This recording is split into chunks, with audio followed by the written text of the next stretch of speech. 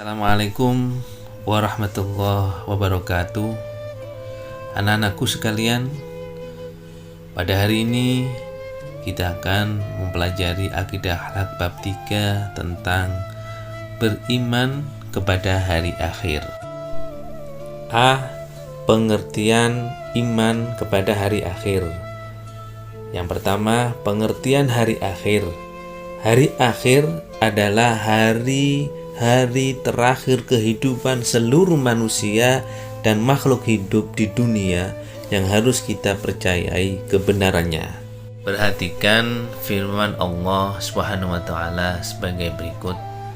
A'udzu billahi minasy syaithanir rajim. Bismillahirrahmanirrahim. Al-qari'atu mal qari'ah wa ma adraka mal qari'ah. Yauma yakunun nasu kal farashil mabthuth wa takunul jibalu kal ihnil manfush, yang artinya hari kiamat. Apakah hari kiamat itu? Dan tahukah kamu apakah hari kiamat itu? Pada hari itu manusia seperti laron yang berterbangan dan gunung-gunung seperti bulu yang berhamburan.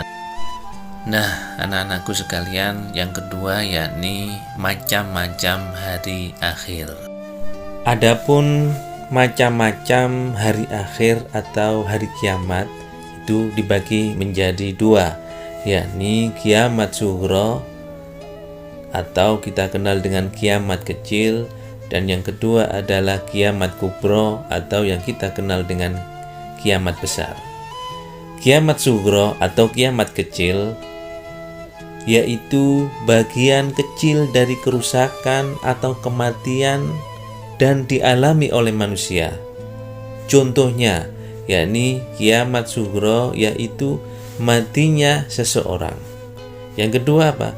Gempa bumi, ada banjir dan bencana alam lainnya. Itu yang dinamakan dengan kiamat sughra atau kiamat kecil. Yang kedua yakni kiamat kubra atau yang kita kenal dengan kiamat besar. Apa kiamat kubra? Yaitu hancurnya seluruh alam semesta tanpa terkecuali. Jadi tidak seorang pun yang mengetahui kapan terjadinya kiamat kubra.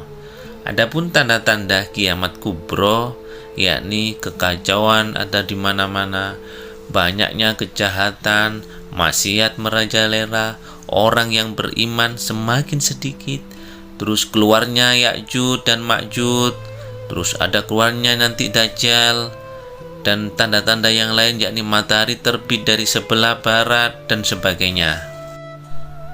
Nah, anak-anakku, yang B yakni alam yang berhubungan dengan hari akhir. Dalam ajaran agama Islam, kita diwajibkan mempercayai hal-hal yang berhubungan dengan hari akhir. Seperti apa itu?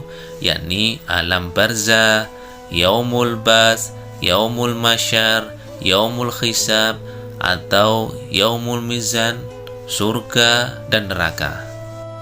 Nah, yang pertama alam barzah. Alam barzah menurut bahasa artinya pembatas atau dinding. Sedangkan menurut istilah, barzah adalah batas pemisah antara dua buah benda atau keadaan yang tidak sama. Yang kedua, yaumul bats. Yaumul bats adalah hari di mana dibangkitkannya kembali semua makhluk hidup setelah mengalami kematian atau kebinasaan akibat hari kiamat. Yang ketiga, yaumul masyar. Yaumul masyar adalah tempat berkumpulnya semua manusia setelah bangkit dari alam kubur untuk mempertanggungjawabkannya semua amal perbuatannya selama di dunia. Yang keempat, yaumul hisab atau mizan. Hisab artinya perhitungan, sedangkan mizan artinya penimbangan. Jadi yaumul hisab atau yaumul mizan adalah hari perhitungan dan penimbangan amal-amal manusia. Yang kelima yakni surga. Surga adalah tempat kembalinya orang beriman dan beramal soleh. Surga adalah tempat penuh kesenangan yang dikhususkan untuk orang yang beriman. Dan yang keenam adalah neraka. Jadi neraka ini merupakan suatu tempat yang sangat tidak menyenangkan dan menakutkan, yakni tempat pembalasan bagi setiap orang yang ingkar dengan perintah Allah Subhanahu wa ta'ala. Nah, yang C yakni balasan amal baik dan buruk. Balasan amal baik, berbahagialah bagi manusia yang beriman kepada Allah Subhanahu wa ta'ala serta banyak berbuat kebaikan atau beramal soleh. Karena apa? Mereka akan memperoleh kehidupan yang bahagia dan sejahtera dan penuh kenikmatan surga.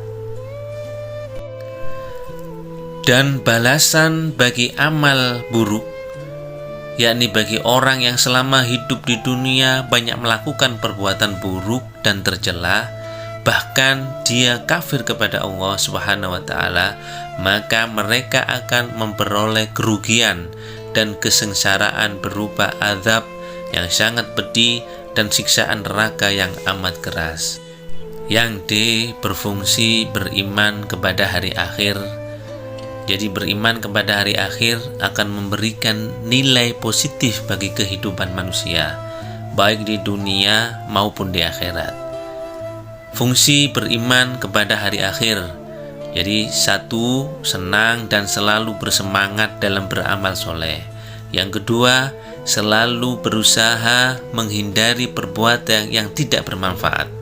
Yang ketiga, merasa takut ketika melakukan perbuatan maksiat.